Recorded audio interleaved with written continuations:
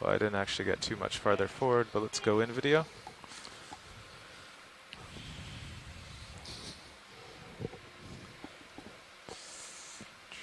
And coming to port.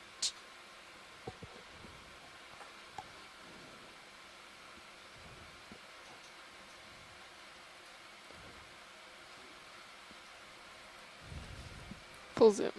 Great.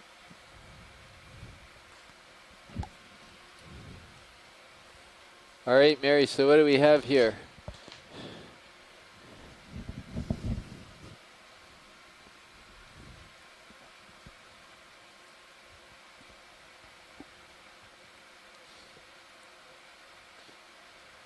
It's going to take her time with this one.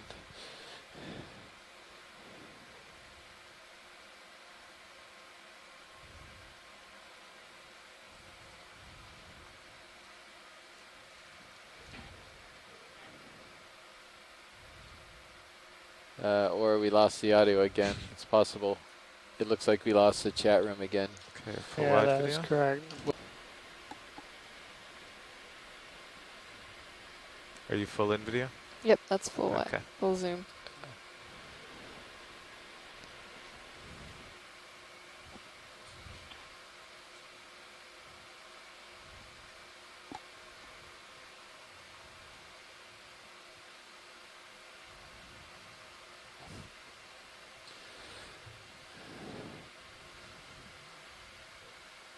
So have we got any comments about the... Uphill, or would you like to start the angle towards waypoint 3? I think we could do that. The Got hill's it. so shallow, yeah. Yeah. Would you like a 50 meter? Sure. Bridge, this is Nav.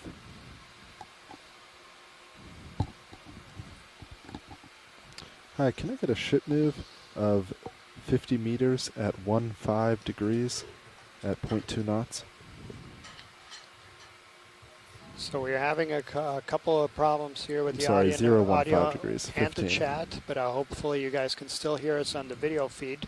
Thanks. We are going to make a move here, so we just stood here and made a few, took a few close-up images, but we are going Just to ride over request to a the ship center of your move, screen. so kind of get out of this area where we had this cobble Sounds good. substrate.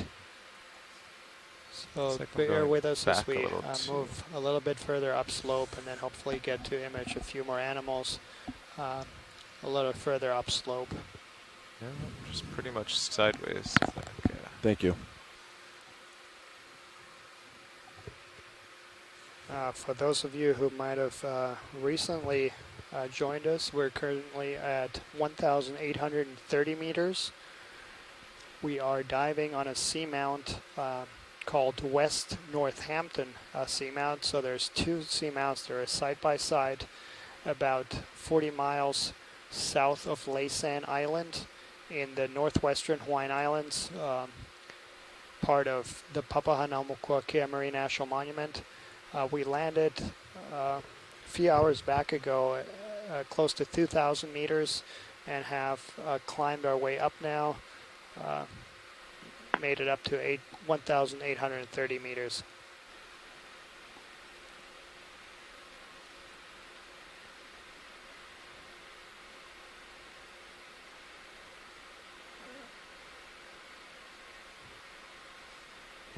The density of animals has been quite impressive throughout this dive. A few portions,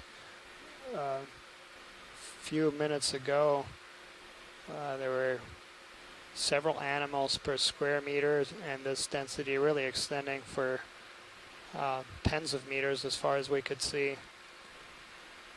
So really highlighting the importance of these seamounts as important ecosystems where a lot of life is aggregated. Tens of meters as far as we could see. So really highlighting the importance of these seamounts as important ecosystems where a lot of life is aggregated.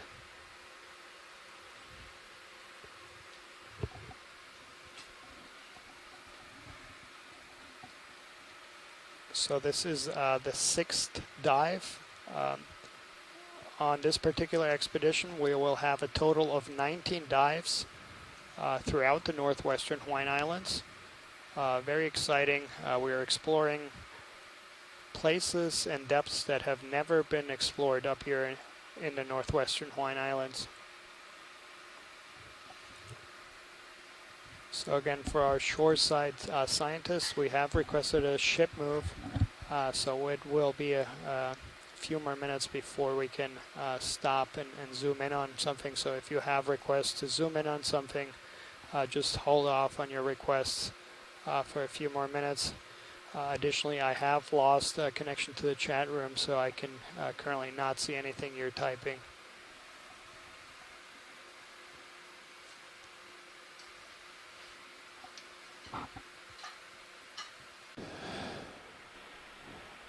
Nav, this watch lead, please. Go ahead, watch lead. So we're slightly off the slope of the ridge crest, is that correct? Maybe slightly. Can you tell me if we're east or west of the ridge crest? It looks like slightly west. Okay. According to the high pack, though, doesn't look by much. We should still be in the general area. Looks like we're almost on that point in the contour. The sharp bend in the contour line. Yeah, the sharp. Yeah, the sharp point, slightly east. Right. It's hard for me to see the heading. So are we looking just straight up along the ridge? Yes, is this that would right? be. Yeah, this would be about straight up the ridge. Okay. Distance to the west too. Mm-hmm.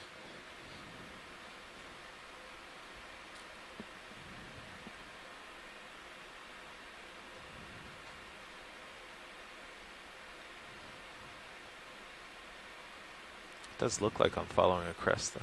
It does, just the way it was sort of You have a curled local high there. to your even if it left, was including a nice target. if it was an illusion. Yeah, Kind about of straight target. ahead. A rock. Nice Okay. rock at the Yeah, top. that's- So this is a very local high, producing lots of shadow. So one thing's I think starting to stand out a little bit is that even when you find an area or a larger topography that's suitable for supporting a dense community like this, it's still dependent on substrate, and you are going to get localized increases and decreases in the density of the animals depending on the substrate, whether you have more of a cobble or talus substrate versus a more solid, rocky, stable substrate. Looks like some harder substrate to your right, just off screen. Copy. Just want to turn right and look that way.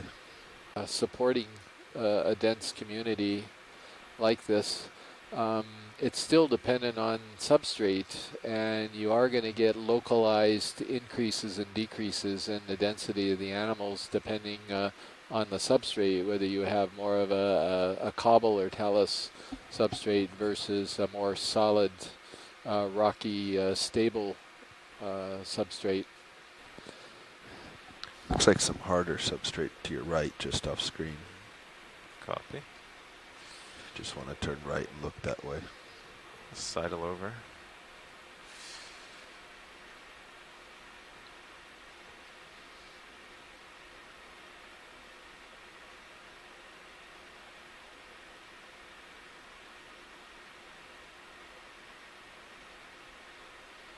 Chris, there must be significant currents here to have removed much of the sediment that might have also accumulated on the slope in addition to the boulders. Hold me. You're just I gonna have would to turn agree, right. Mike, and I have a feeling that we're pretty Right there. lucky Yep. being here today at this time, because I suspect the current could be raging along here at other times. It's still pretty strong from the, I don't know, east, southeast. Oh, is that right? Tell anything from the sponges in terms of if they're a prevailing current direction? Pilots, it looks like the ship's done moving. Would you like another Well, a one? lot of the a lot of the sponges are Sure. oriented You got in a similar direction, but it's a Bridge, little bit this is Nav.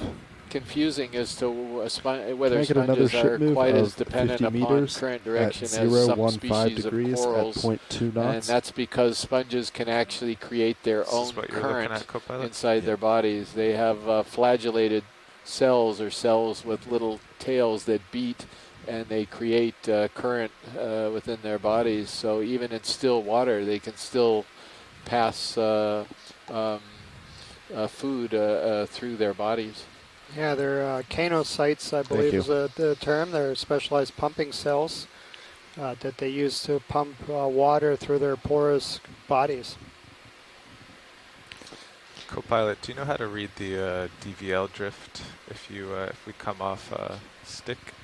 Isn't it 45 degrees? That room, we are on top of the ridge right now, right along the crest, moving from south towards the north, and a couple of geologists are noting that it is very curious to see extensive cobble aggregations like this on the top of the ridge line.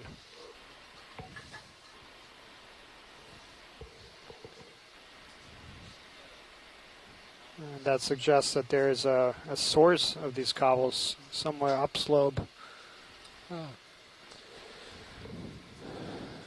We got up to the ridge crest itself, and we got into a very spectacular community which had a lot of these whip bamboo corals and these small yellow colonies we call acanthogorgia, along with a variety of other, some corallium and some other things. And as we moved up slope, we got into a little more of a rubble area and transitioned into what is primarily a sponge community. That's the white objects that all of you viewers perhaps at the Maui Ocean Center or one of the other, maybe some of the schools that just tuned in, what you're looking at. These are very large, fascinating deepwater sponges. And we're just documenting this transition as we move from one little group or community grouping into another, and we would obviously love to understand how it all works.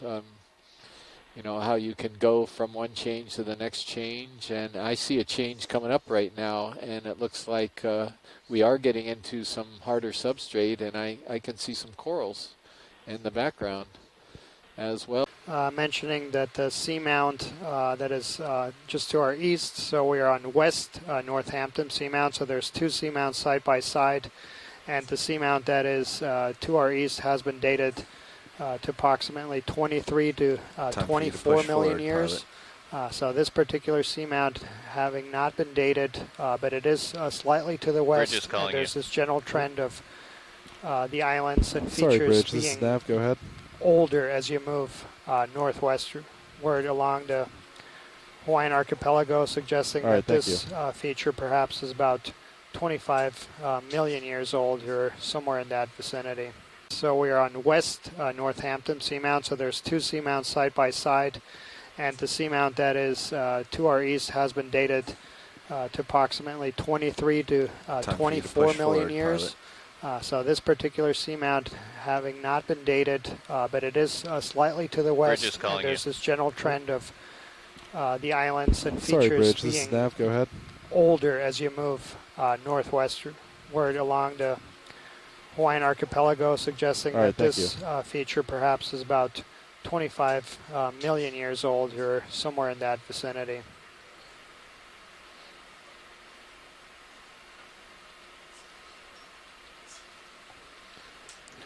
And that's why the geologists are very happy that we've collected a couple rocks on this particular dive. Being the first rock samples from this feature will give them some insights of the age of this seamount.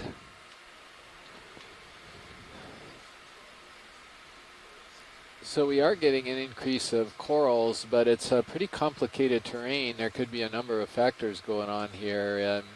Definitely the substrate is more consolidated here. It's more solid. It looks like, you know, maybe even some really ancient big possible pillows, I guess.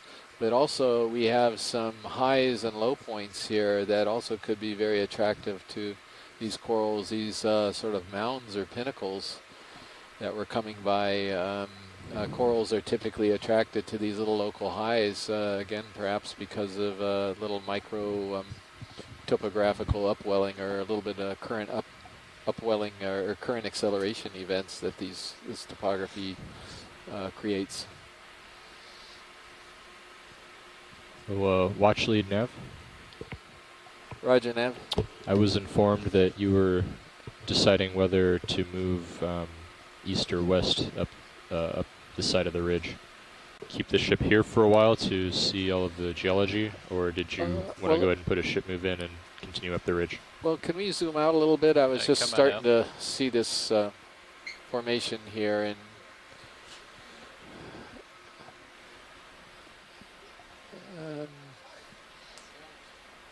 and also looking what might be just behind it.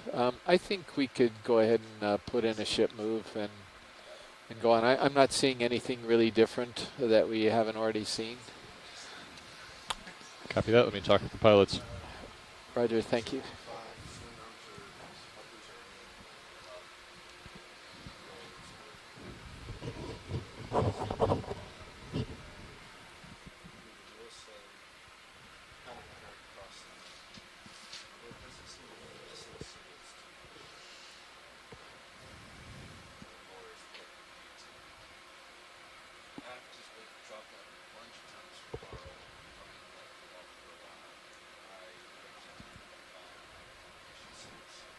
So I can see at least two different orientations to the sponges here. The little one is facing one way, and these other ones look like they're facing down off of this thing. But again, the topography is so complex. I think the water currents coming up and around it are going to be complex also.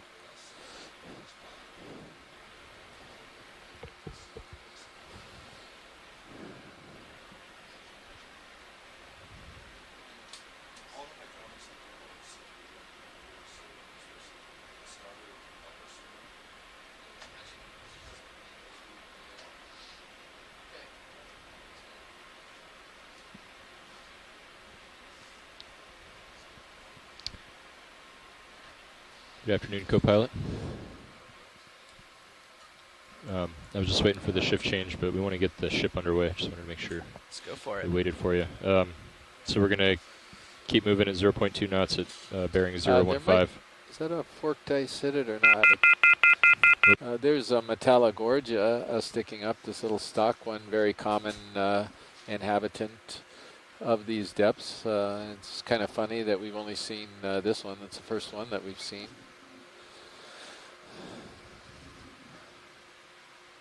At this particular location. Let's do a partial on this. Sure. I'll try to hold it. Hold it right there. Come back up.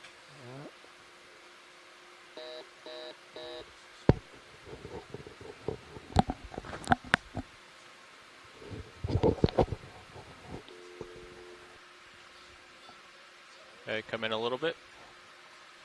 Zooming slowly. Coming back up. Hopefully most of you can, most of you.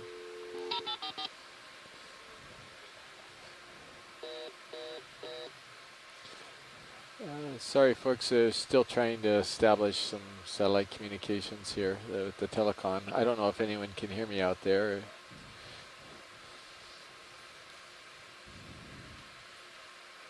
Okay. Come on in a little tighter. Okay. Watch lead, the call is down. I'm trying to reestablish. Roger, I assume that that's what you were doing. Thank you. So hang in there, folks. We are trying to reestablish the telecommunications. I can go in for a quick a lot of macro. current. What was that video? I can go in for a quick mac. Oh, never mind. Yeah, I'm drifting a little bit. Yeah, I don't have any toes down or anything. Yeah, no problem. Yep. All right, come in tight.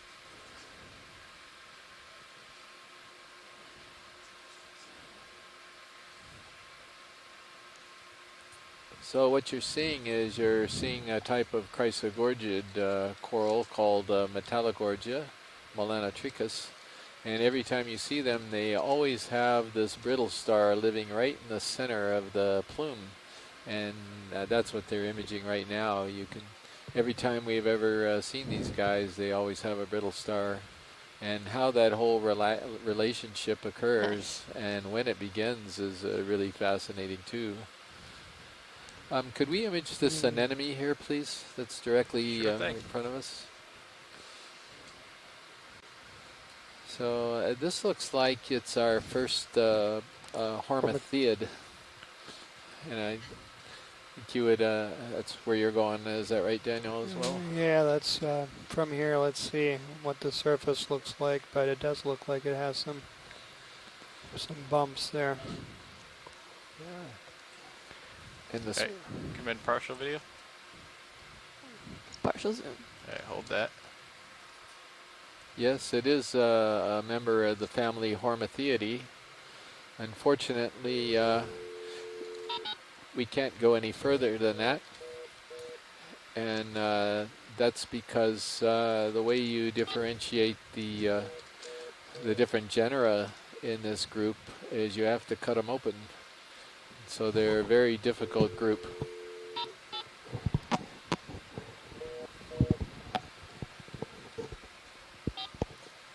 Alright, I don't think I'll be able to hold much longer here. Yeah, no that's problem. fine, pilot. I just looking at right now is looks like it's nodules or manganese crusted rubbles.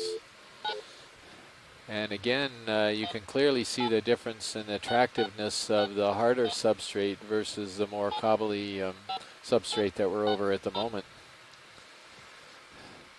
And that's something we've seen over and over again, that these smaller cobbles just don't provide the stable environment for many of the larger animals to actually attach to and successfully grow to an older age.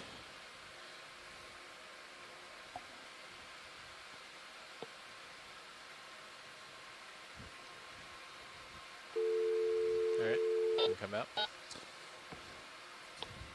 And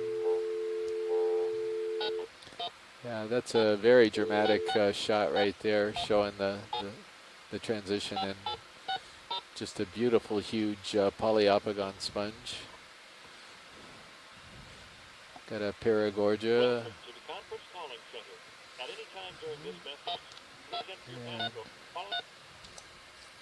Yeah. Maybe could we take a look a little bit to the right, pilot, sort of up on that ledge of hair. Copy that.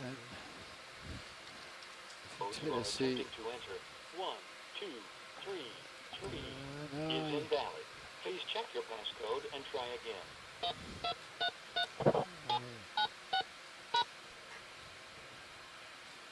I guess that was another illusion. Now that's a beautiful shot right there. The passcode you are attempting to enter is invalid. Please check your passcode and try again.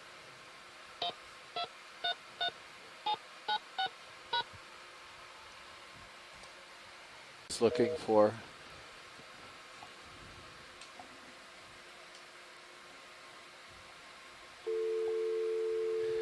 Yeah, sorry, Scott. We hear the dialing too.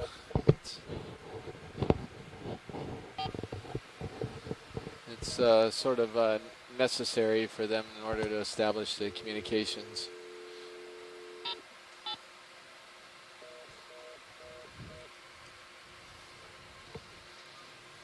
Alright, video, come on in.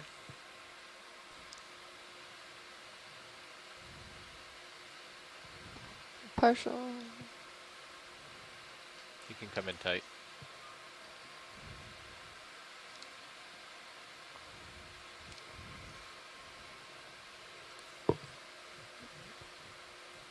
So it looks like it's just above the node, Scott. I don't know if you can. Come out partial again. Drifting away. If you can hear me, Scott, but looks like the branching was just above the node rather than right in it.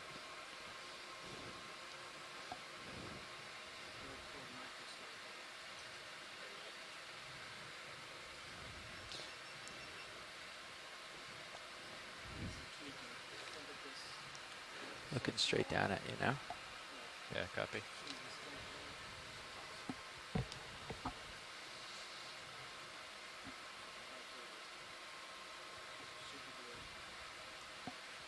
All right, video.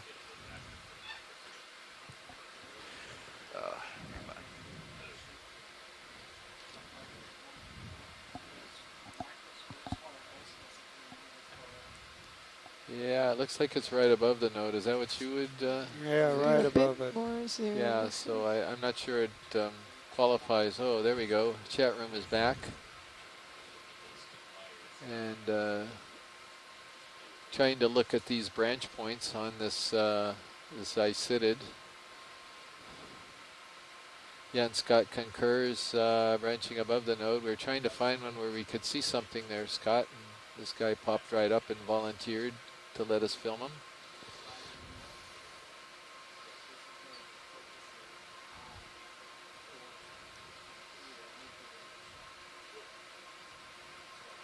All right, come back in. And he was commenting that he can't see any sclerites, and I didn't see any either from that.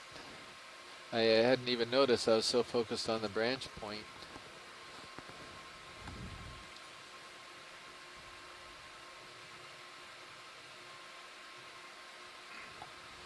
Yeah, I may have been the one. I don't know if that's a true term, Amy. I think I use epinodal. Maybe I heard it from somebody that I sort of viewed it as reflective of the branching occurring exactly right above the node. All right, I've got to push on science. Nope. I'm a bit behind here.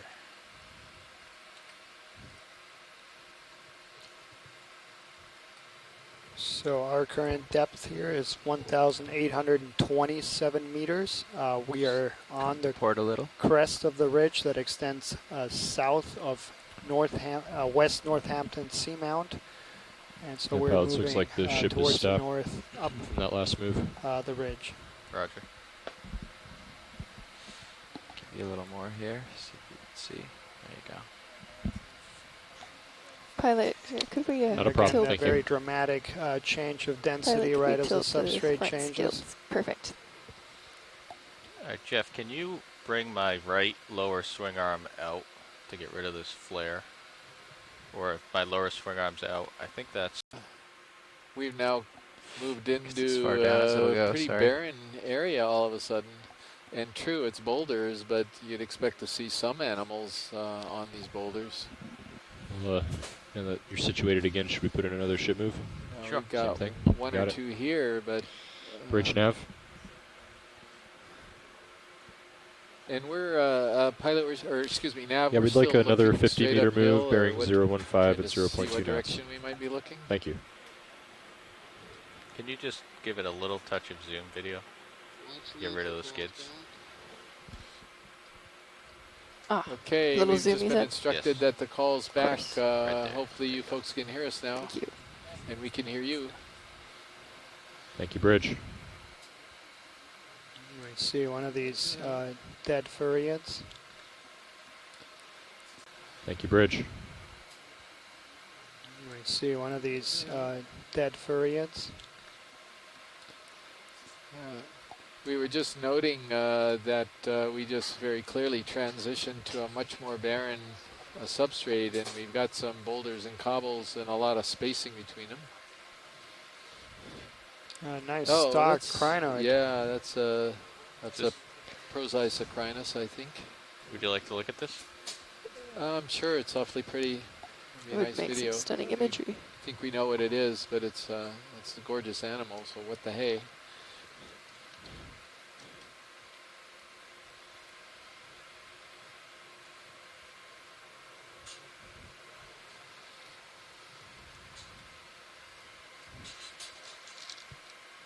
And the color is particularly vibrant on this guy, or the way you've got the video color balance is really spectacular today, as it has been all along. But that's gorgeous right Hey, there. come on in, video. Absolutely beautiful, yeah. Wow. And maybe you could turn the lasers off. I just don't want to ruin this shot for some very good things.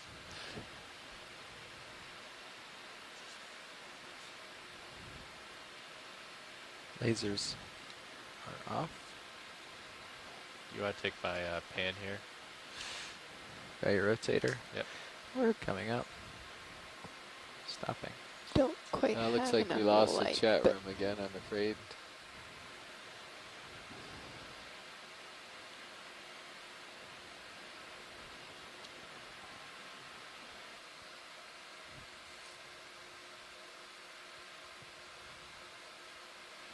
Feathery.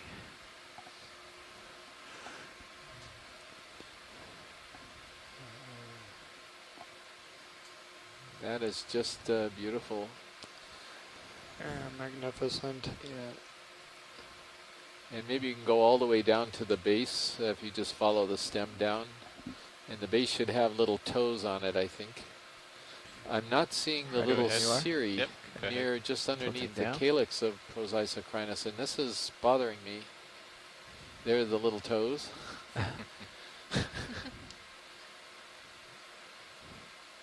And a few And then- little hydroids there on the Yeah. rock to the right. And if we finish with this, if we could go back up again slightly, I'm not absolutely sure this is Prosisocrinus. I assume it is, and we're just not seeing the portion of the stalk directly attached to the calyx. Maybe it's facing us a bit, and so it's hiding it.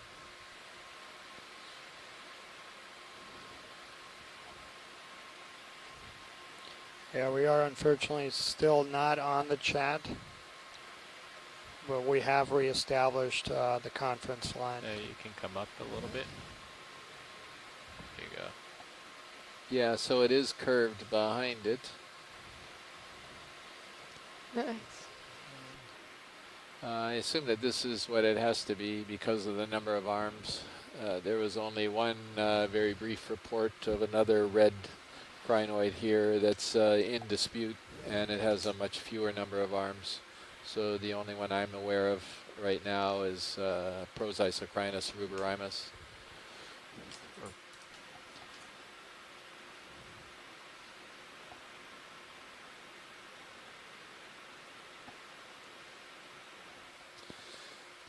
I don't know, pilot, do you think that was worth the stop or not? Come back to establishing. Let me just hold this. Definitely. Okay. Great. What we thought it was, that's now Macrocrinus. And a little bit so of zoom, until there we you go. get confirmation that we really have that genus here, Oh, then nope. we're gonna leave. Just to get we're rid of the gonna leave skids. them out. That There looked you go. like another Hormathiid crab. Yeah. Hormathiid anemone. Yeah.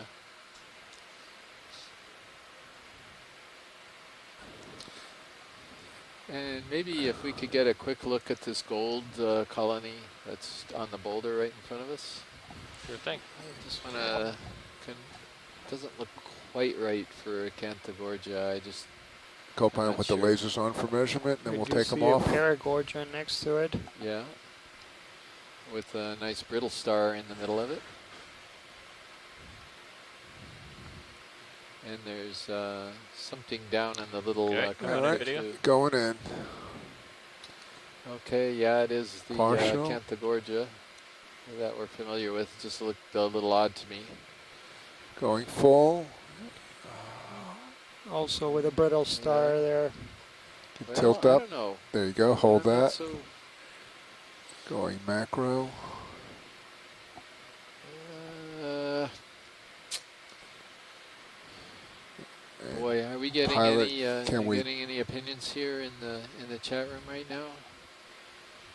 I think it's Acanthogorgia, but I'd be interested to see if anyone could confirm that or might have a different opinion. we tilt down to the base. Oh, okay, stay right there.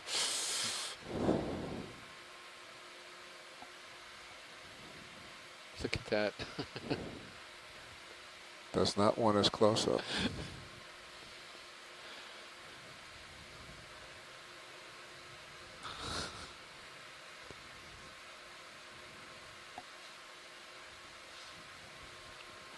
Looking back at you. Hi, Chris. I can't see I don't have much sort of time crown here. of thorns Let me know when you're sclerites that happy I'm with used this to on a video. I am. Cantagoria. If we can just go down to the base. And I'd agree, Scott, Tilt and I down. thought that crown of thorns is one of the reasons why they couldn't really retract, but this thing looks like it retracted Yeah, so, to at least a certain extent. so we do see a polychaete worm there in the back, and there is a request to zoom in even closer. I don't know if we're at max zoom. We're at max zoom.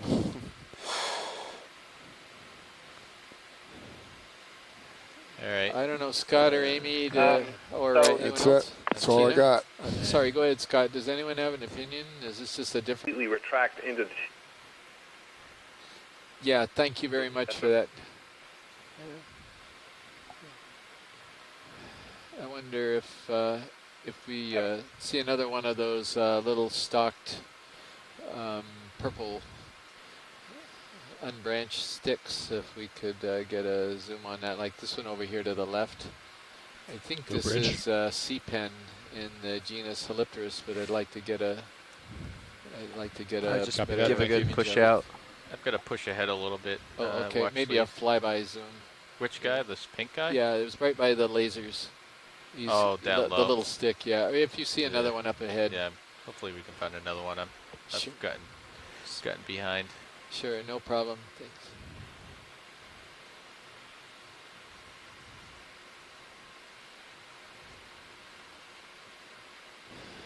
So that's very curious, that sponge there. That's really interesting. I wonder if that's a different species of Polyopicon. I don't know, I didn't see the hold fast. Just looking down at you now. proceeded that. Yeah, so the ROV is a little bit ahead of the ship in Syros right now, so we have some time here to do some close-ups. And I was asking if we've got any requests again.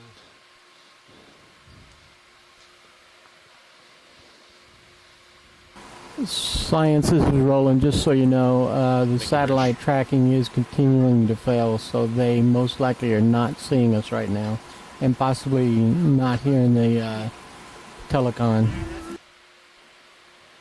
Okay, thank you, Roland.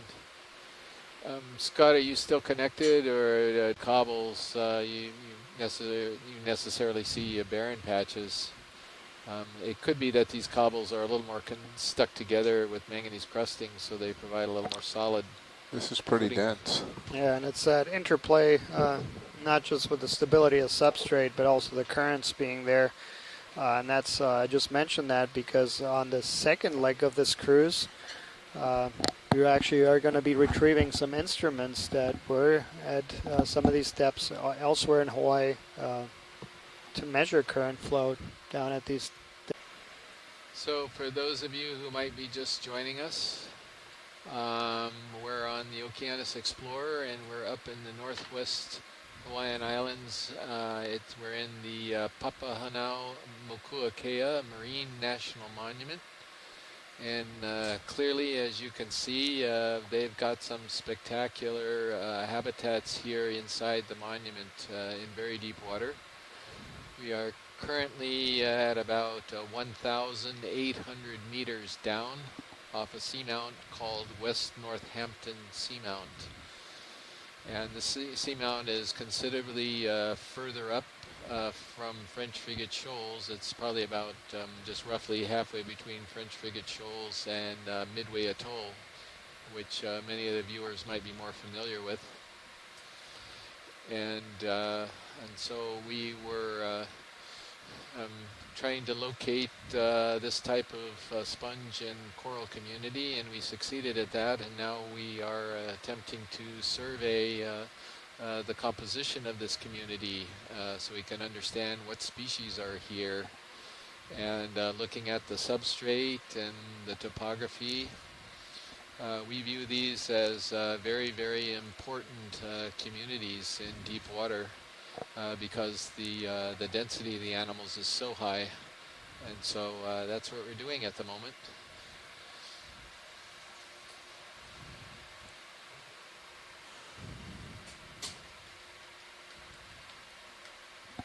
Also, a little note: you'll see two little red dots that are moving across the screen. These are lasers.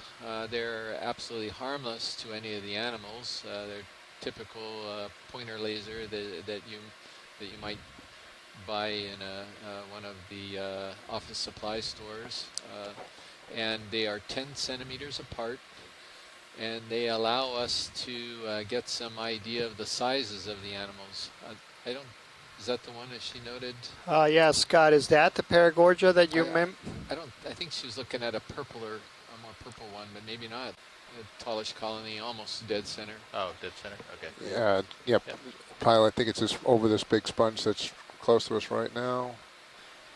Just above the lasers right now? That's correct. Yeah, okay. Yep. Center. Thank you. There you go. All right, come on in. Going in. All right, hold that for a second. Oh, it's Get a got partial. zoanthids all over it, it looks like. Yep. Let me know when you settle, and then we can turn the lasers off. Thank you. All right. And it also has Right, brittle come in a little stars tighter. Right. entwined in its tissues.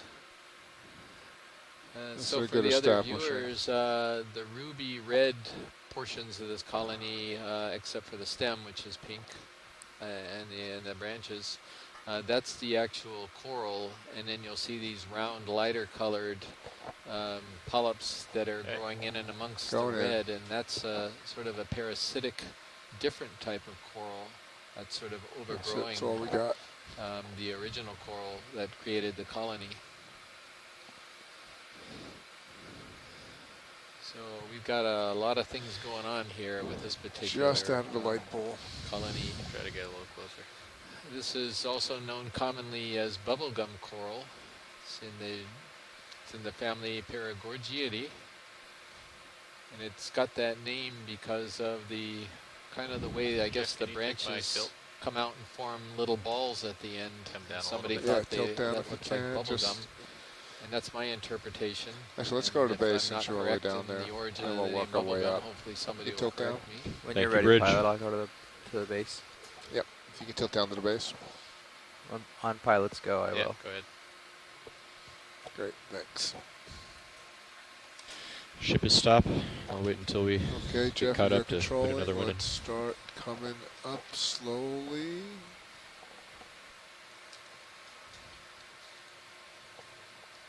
Yeah, go Come ahead, up Jeff. some more. Okay, fire rising. And hold that. We do still see that ophiuroid or brittle star that you see on Drifting away. That's all right, Josh. a You're lot of okay. the Paragorgias. Alright, I'm gonna lose it. And Just about time to go. Alright. Time to scoot. and we are full. Okay, thank you very much. Let me know when, Yeah, I would agree, Bruce, and we're going gotta to try to turn get around. another look at Alright, him come here. on in video. It's coming right at us.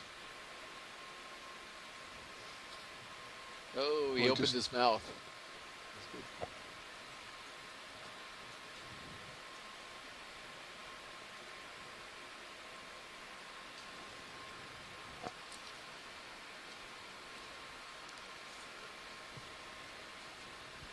Looking down at you, you still have a little time.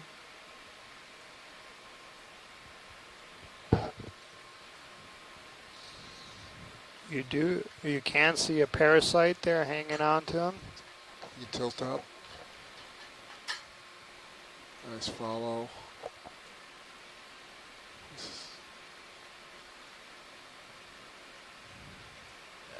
He'll come to us. Oh. Let's try that again. One more If we try. can. You should get on your way. Tilt up.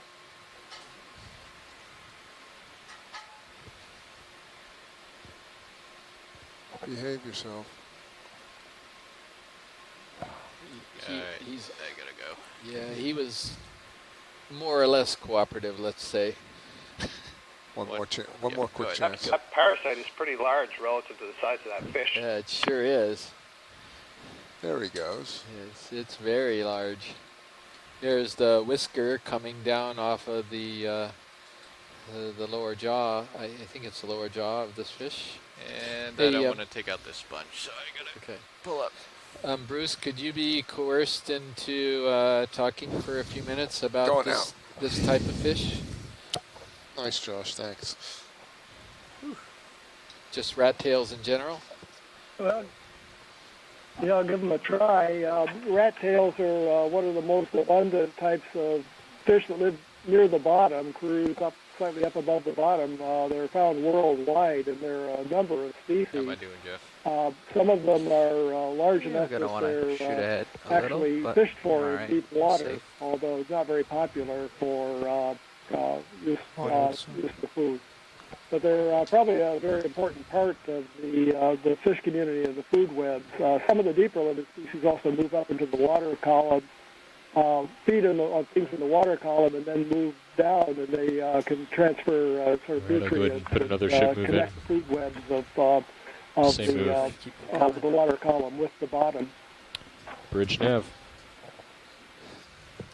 Yeah, so that Would like fish is, Most of them are found fairly close to the seafloor or even on the seafloor. yeah, thank you very much, Bruce. Yeah, I'm going to take a look, see if I can come up with a better idea of what that might be. It seemed like it had a rounded nose, but it wasn't as scaly as the Coryphonoides species, the bigger ones that we've been seeing. So let's see if I can make a guess, but I don't know if I can. Okay, well, we appreciate There's you. an ophiuroid. Looks like it's clambering down on the colony that's just going out of the bottom left screen, bottom right screen. The bottom right Don't usually screen. see them moving around on the coral. Did you see that? I'm not sure I Hey, and it's just, yeah, you rarely, I guess it depends what kind of coral it is, but often they seem to be pretty fixed, but you don't have to spend time here. Yeah, well, we'll take a look. He's all set up. You can get a look at this thing.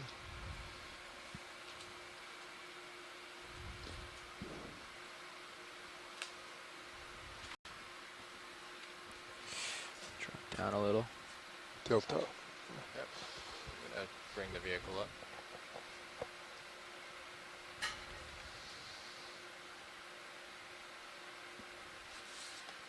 Yes, I'm not, maybe after we finish looking at them, we can see what was the coral it was on, but it was definitely on the flat surface of that sea fan, Tilt then up for moved me down or float onto the up. rock, and then moved onto this There lower we go. rock. Look, hold that. Sure. Yeah, that's. We'll go ahead and do that.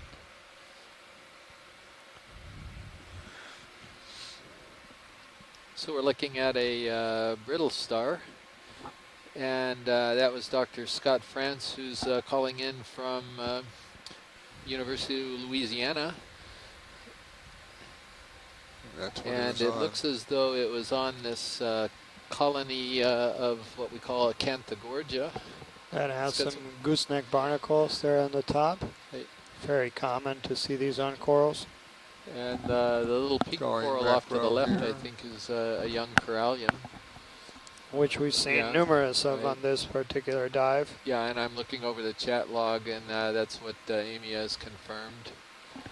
And Andrea is seeing some copepods, and let's see, what is that? Is he ages? She is commenting on the parasite that we had earlier on the rat tail, and making some observations on other parasites that she's seen on rat tails in other parts of the world, as well as in canyon dives. That it's pretty common to see these rat tails with parasites on them.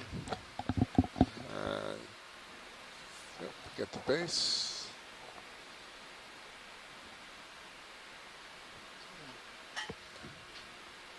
And come back up. Yeah, so Scott just Hold that. made the observation that ophiuroid It's a or nice brittle two star that footer. we just imaged was on this colony of Acanthogorgia, this yellow greenish looking coral to our right. But as we approached it, it left it. Going out. Which is interesting because a lot of times you have these association being permanent. The ophiuroid actually living permanently on a particular coral. Um, in a lot of Thank you, shallow pilots. water environments, they've studied associations like this and actually tagged individual brittle stars and individual corals and noted that they stayed together for years. So again, for viewers who had just joined us, these big white animals that you're seeing all over the place, these are giant glass sponges, and they're called glass sponges because they're microscopic parts that make them up. Their skeleton is siliceous and gives them a very glassy appearance or transparent appearance when you look at them under a microscope. When the living tissue is on all these parts, they look quite white, many of them, and some of them have, they look a little more translucent, the one that have a little bit less tissue on them. And these big globular varieties here are in a family that's called the Pheronematidae, and most of them are probably in the genus Poliopogon, but there's so many weird forms out here today that I honestly, we may have seen 3 or 4 or 5 different new species in that genus today. I just can't say whether they're just different growth forms or whether they're different species altogether. It's very complex taxonomy because the same species can acquire a different growth form just based on currents and the conditions and habitat and how it's got to attach to the rock. So it's a difficult task. Yeah, and conversely, you can have different species or member of different species starting to look very similar if they're in the same environment. So that is really why taxonomists are people that distinguish these animals to species, genera, and families who rely on microscopic features and more recently on DNA. So getting the sample, and a lot of times, is the only way that you can identify these conclusively. But some of these look perfectly round as though they...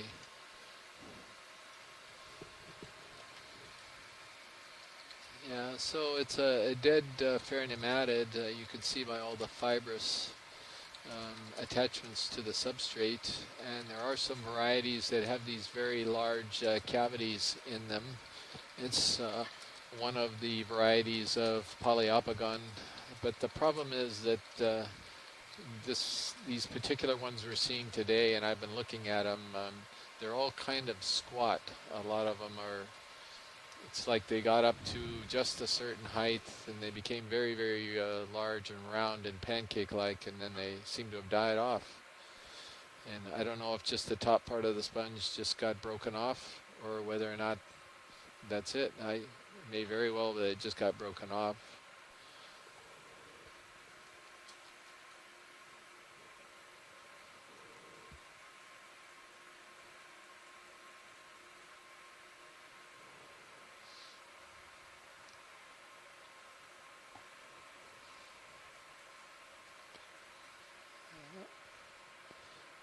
So these fibers are the microscopic spicules. In this particular case, these larger long ones, they're referred to as megascleres. And they're the structural components of a sponge. Because the sponge is dead, you can see them quite clearly. And these are the particles that actually give these animals their name, glass sponges. Because when the animal's alive, looks like the ship is stopped. I'm going to wait until you come off this quite clear sponge and glassy, to put another like move in. little, sort of like fiber optics, I guess would be the best analogy. Go bridge. Yep, thank you. Are we trying to... So just to update our science shore-based partners, we're currently at 1,814 meters. We're about 4.5 hours into a dive. Put another move in. We have a little 50 under meters, bearing less 015 than an at hour 0.2 knots. of bottom time remaining. Thank you.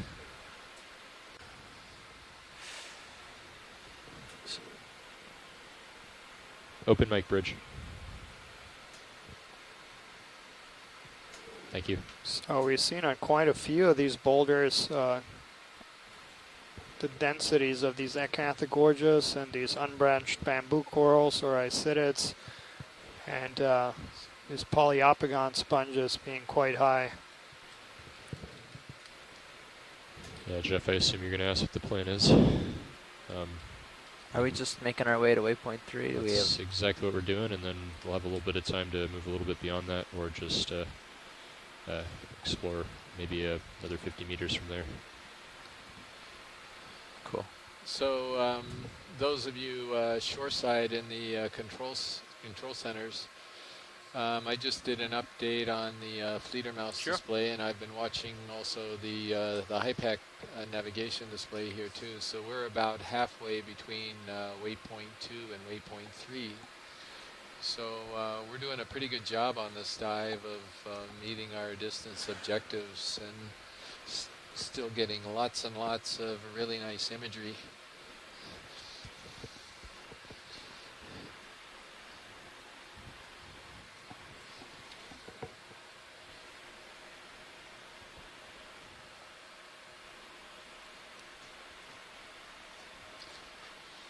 These screens that you're seeing, this meshwork, it's actually what's called a sieve plate that's covering over cavities in the body of the sponge. And again, these are created by the microscopic parts that are called sclerites, no, not sclera, excuse me, spicules.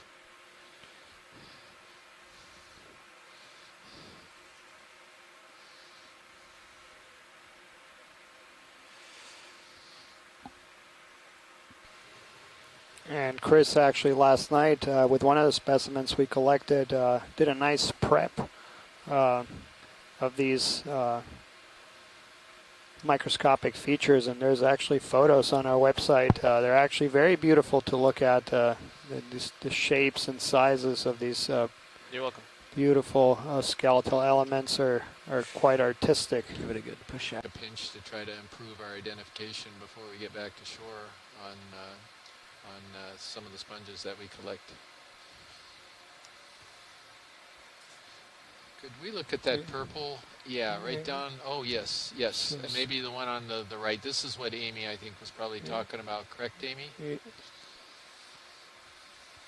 Yeah, that's actually a different one. That looks more like what used to be called Anthothela, and we're now calling Victorogorgia. Partial. Yeah. So it used to be called Anthothela. It has a new name now. Is that correct? Yeah, and there's some discussion here on the chat. We were just talking about that in the chat room. Oh, but, the ones that I've collected that were identified as Anthothela, we're calling Victorogorgia now. But this looks like the same sort of specimen to me, whatever you want. All right, come on in. Yeah. I'm just going to drift a I little did not here. know that. Let Thank the you very current move much. me around.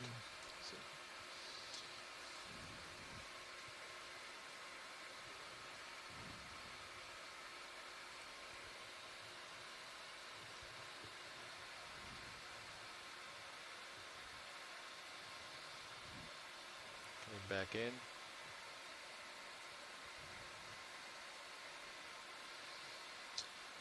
Trying to get some more light on it.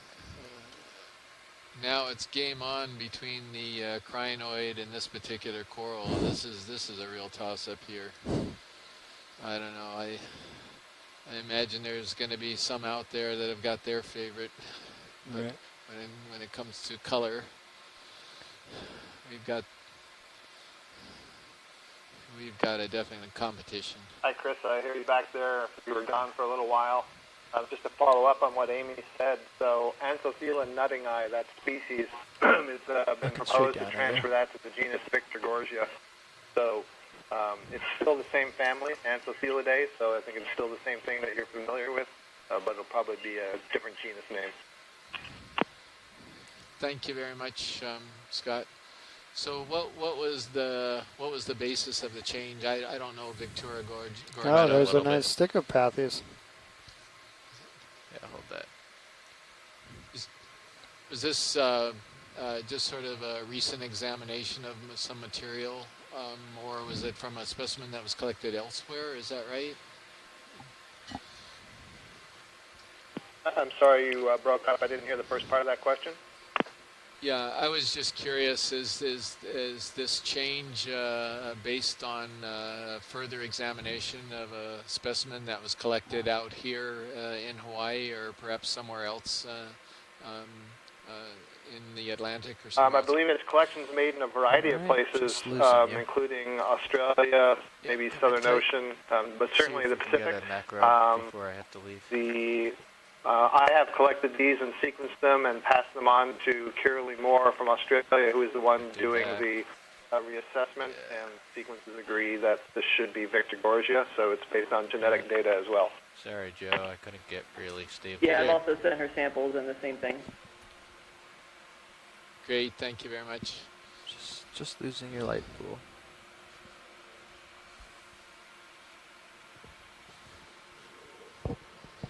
Kind of nice looking, isn't he? Yeah, Mimi Lobecker has just joined us here in the control room. She's the Okeanos mapping lead. And there was a coral just to the lower left, just a whip, very small colony, just about a foot in front of this. Paladin-looking sponges. I think that's what it is. That one's, yeah, I think so. This dead one right here is Freya Oka erecta, is how it's known, or near Oka erecta. We're not really sure if it's actually that particular specimen. Yeah, what was that? We just passed. I'm going to look for another one of those. Joe, more than anything else. Yeah, if we want to hit waypoint 3, we'll need to go 0.15 at the least. 10 centimeters apart, so just to 0.2, give all right? the viewers an idea of how big these things are. Yeah, we can just do a drive-by. I just wanted to show the sizes of these things. So how tall would you say Another that 50 is, meters, pilot? bearing 015, 0.2 knots. I would please. say like over a meter. I mean, that's the size of a small person. Thank you. Yeah. That's about 0.75 Chris units, I would say.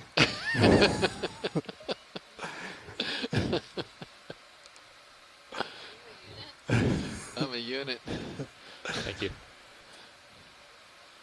Yeah. There's a conversion table out there somewhere, I think, to both metric and regular U.S. standard.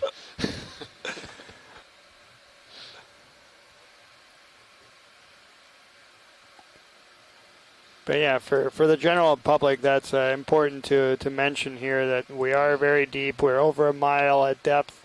There's a high abundance of very large animals that most people are not aware exist, and many scientists don't know many of the clues. We don't know a lot of the species down here. There's a lot to learn. So for those, for half an hour of bottom time left. See what he is. It's a little worm. Polychaete worm there.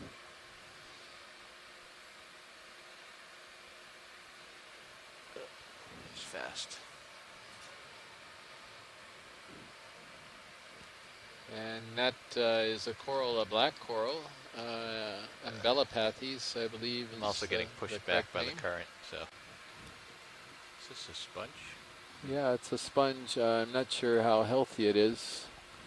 It's got a little bit of a brownish color to it. Perhaps we could zoom in on that sea star if it's possible just for a moment. Absolutely. Looks like it could be in the genus Henricia, but I'm not sure if Chris Ma is watching any longer. I'll go ahead and check my sources, but that's what I would normally default to is Henricia. Let's see if we have any other comments in the chat room. Anyone else wants to venture a guess?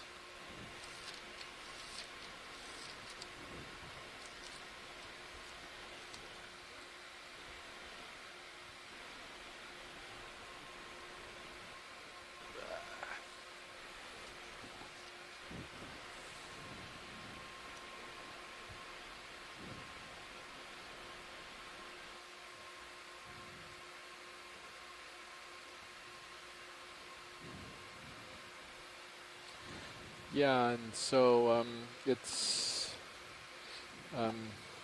if the guests is correct, which of course I've been not very good at on a few of these dives. Excuse me. If the guess is correct, then this would most likely be Henricia paparima, and that's in the family Okeanos. Doesn't want to be filmed. Well, he's starting to turn. I think, I don't know if that's the same one that Bruce was dashing off to try to ID. It's hard to tell unless he cooperates. Judging by how he's swimming, I would say the current's coming from up ahead. And we're facing pretty much due north, is that it? Okay. So I don't know, Bruce, if you're there or you're still researching. So he did come up in the chat here with a tentative ID. So one of the things we're attempting to do here today is to sort of track the size of this community as best we can with the bottom time we have here. And we're trying to understand these really high density communities. How big are they? Are they just in a very small area, very localized area, or can they extend for a significant distance? There you go. That's good. And what we're looking at, we've selected a ridge as our dive site today, and the reason for that is we feel that ridges provide consistently oriented topography, and as a result of that, the way currents intersect the ridges, it may be pretty much the same. Yes, if we could get a zoom in on the sponge, please. Center. Sorry. I'm going to pause in the commentary for a moment. This is a pretty unusual sponge. Come in partial, Joe.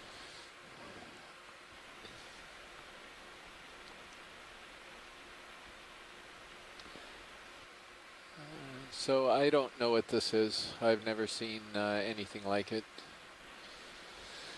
I don't know if... I don't know how the others, the coral people feel or if they've seen anything worthy, but as far as sponges goes, this is definitely worthy if the mechanical arm was working at the moment. Okay. And this is quite different than anything I've seen We might want to before consider out an here. easy stop. Yeah, and we have seen quite a few individuals of this species, morphologically similar ones. Watch so. lead nav. So Roger, Nav, go ahead. Is this something that we'll want to stop the ship for, or should I keep going? I think we want to stop the ship for this. I think this is worth collecting. Bridge nav. yeah, so we have seen quite a few of this morphotype, so it is somewhat representative of this community, and it's one of the things we don't know what it is. So I also agree that it is a collectible. This is extremely unusual. I've been working with Henry Reiswig and Rob Van Soest. Henry's in Vancouver and Rob is in the Netherlands on the Hawaiian deep sea sponge fauna, and I know that Amy Bacco-Taylor and her student Nicole Morgan have also been working on some of the sponges. And I don't know if maybe Amy, if she's on the video, whether she could comment whether she's seen anything like this before.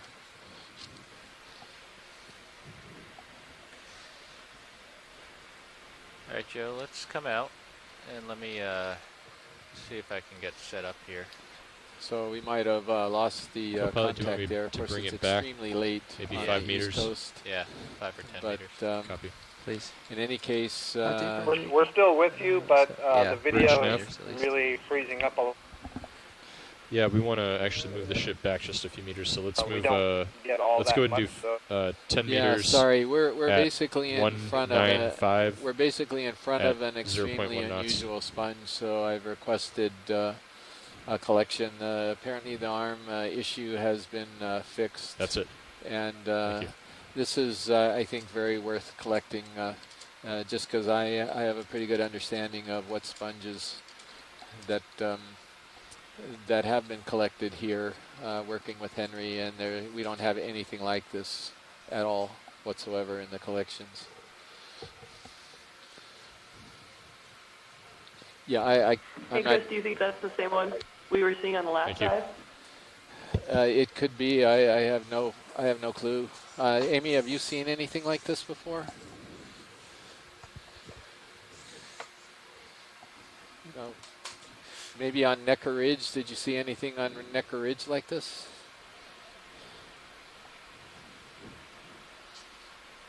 I think we might have lost the audio again.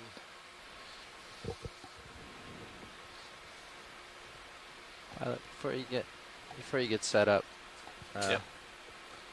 So we did see one or two of these before. Daniel actually pointed this out earlier. Yeah, no, I've seen at least 5 or 6 of these coming up and taking that a look. I was aware of. Maybe that we Nav got can good drop images a target of. real quick here so we can find Yeah, it. we'll do. So it does seem to be somewhat representative. Target here for you. Just wanted to know what you'd like to label it.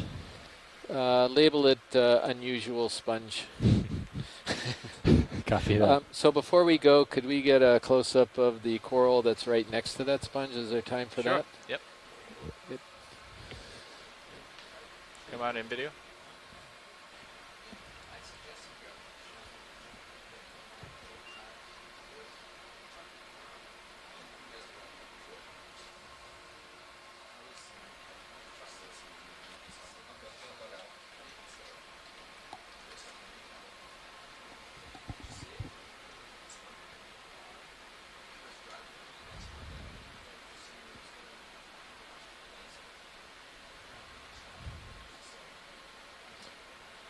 Maybe sort of move up along the colony too when you get a chance, and just so Scott can take a good look at the branching pattern. And Tina thinks it's an Iridogorgia.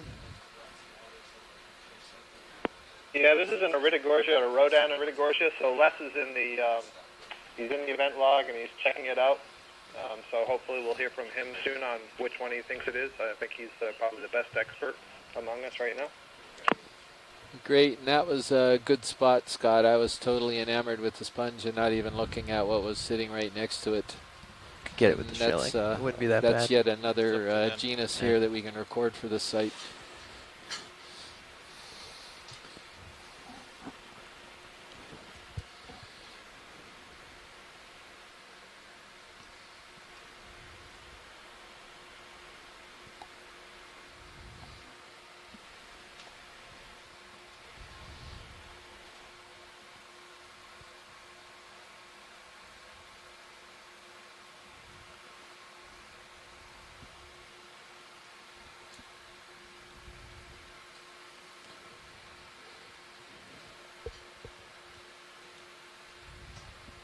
There's the base in the background.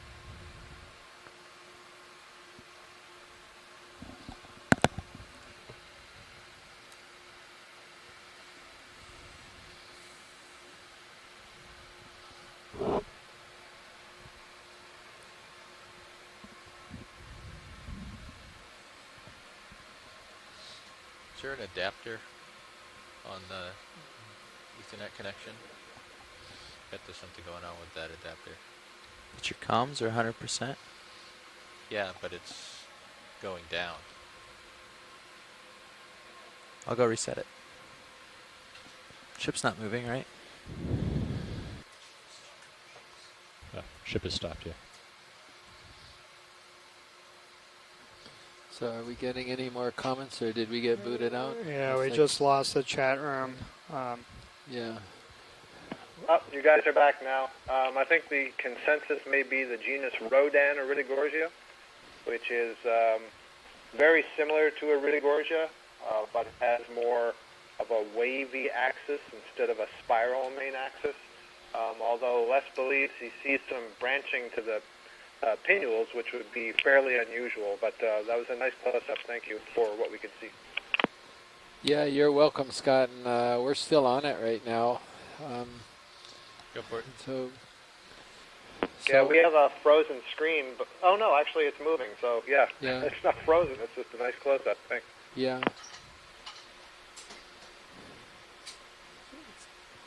So I guess they've they've probably got what they're looking for, and then whenever video's ready, we can.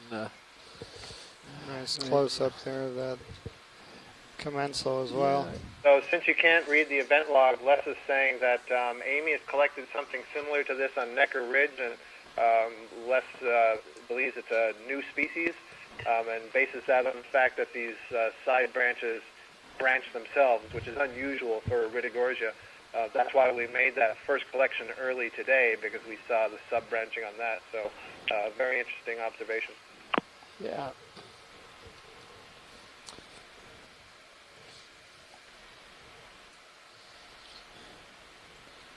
Yeah.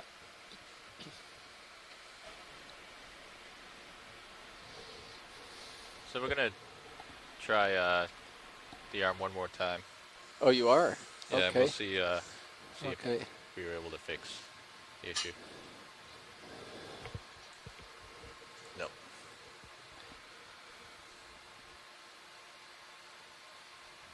Continuing on. It's good that we can leave some mysteries down here. So pilots, And- watch lead, we have 20. Oh yeah. Yes, it is. Which is a sea cucumber. And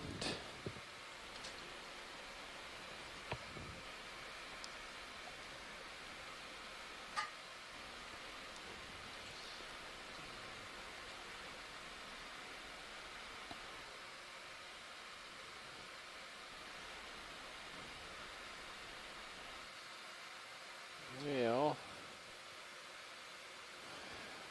trying to figure him out right now. Let's get something on him. Yeah, there's Is some. that a second cucumber or a parasite that's on the side?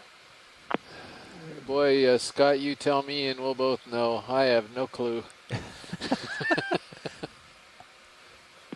of bizarre, isn't it? It's very bizarre.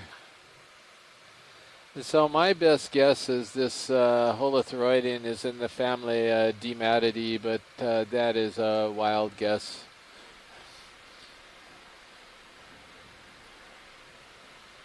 I don't know if anyone else, again, it got disrupted, so we're not seeing input from anybody else. Oh, and Diva's, now that we're back, she says it might be Onerophanta or Ophnurgus, which are in that family. Yeah, Orphnurgus is a definite possibility because of the only Orphnurgus, at least that we've got in the gallery, are a little bit shallower than this. Well, here's a deeper one, actually. So yeah, the Orphnurgus is in the Diamatidae, so that's good. Maybe we have a lead on the family.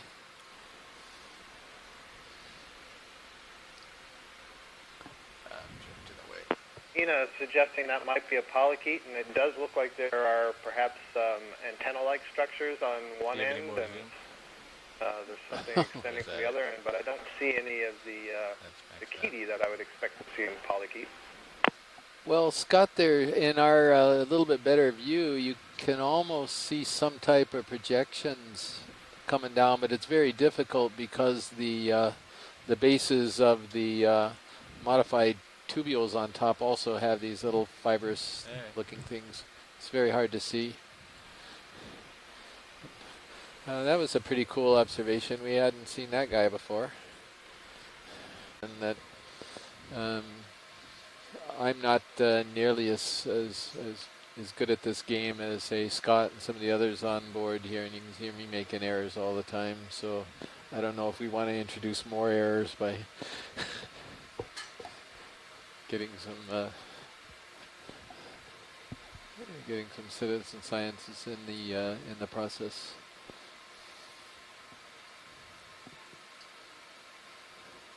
Follow these metallic gorges. Do a quick zoom as I fly by here, Joe.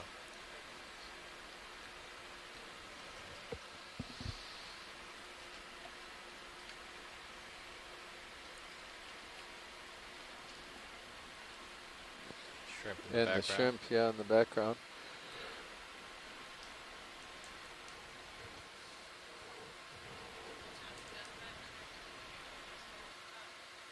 Is that right?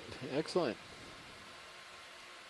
Well, Nav said they were going to get pretty close to the final waypoint, so that's great. It looks like the team made a really nice adjustment to the waypoints with your help last night. Watch lead, watch lead. This is Nav. Yes, Roger. Roger, Nav, go ahead. Yeah, we have 10 minutes remaining in the dive. Roger, 10 minutes. Could you look up just a little bit video? You can come in tighter.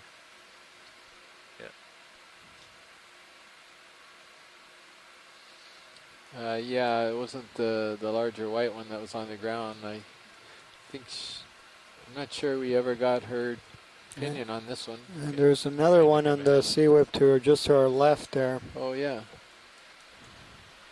And it looks like it's the same species, but I wonder if this could be this spiny Munida that we got some close-ups of the top side, and now we're getting some on the bottom side. yeah. At least the one on the left. I'm not sure about this one on the right. Any comments? We lost the chat room again. We're out here naked and afraid. You're back on the Telecon, but we don't have video. We're right now imaging a squat lobster and trying to decide whether it might have been something that we got earlier on, and I don't think it is. Crack. Is that a crack or is that a line? Looks like a crack in the seafloor there. You see quite a few hydroids there overgrowing that bamboo. Yeah, this particular crab has extremely long antennae, single, unbranched, unfilamentous, but very, very long antennae. I don't know if that rings a bell with anybody out there, and hopefully you're getting your video back.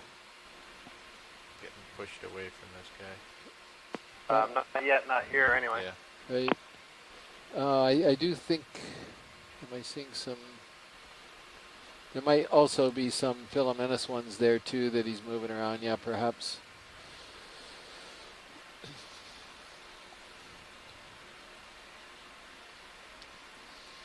Come back at you, Yeah, pilot. okay, we pulled off the crab right now.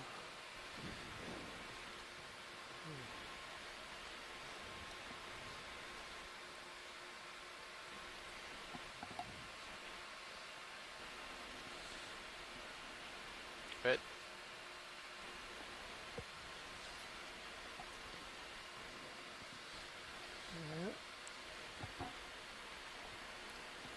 So yeah, several of our shoreside science partners have lost video. Now you're back, Daniel. I may have not have noticed those really long antennae before on some of the other ones, but it sort of struck me as unusual, but I'm not really sure. All right, pilot, let's catch up. Hey, I gotta push out.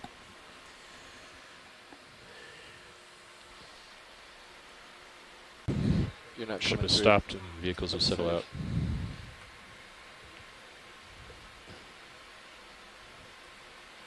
Yeah, tomorrow should be a really interesting dive right on the knife edge of a really sharp rift feature. Yeah, and actually I'm fully expecting tomorrow's dive to look quite similar to this. But I think we're going to get into much larger, bushier isitids if it continues downslope from Amy and John's dive in 2003.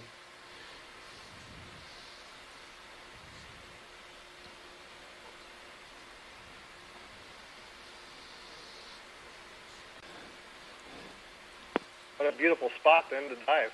Absolutely yeah, gorgeous. it's really gorgeous. All right, don't put me off too far. We're coming up soon. So the current depth, actually, hang on. Can you read out the current depth, maybe? I've lost Video it. to survey.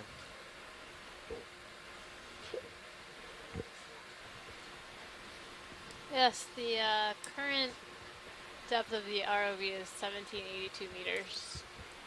Thank you, Mimi.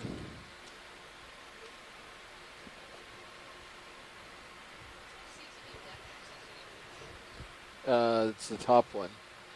That's what I was told. Pilots, watch lead. It's time to come up off the bottom. Roger, Nav, time to come up off the bottom. Thank you very much.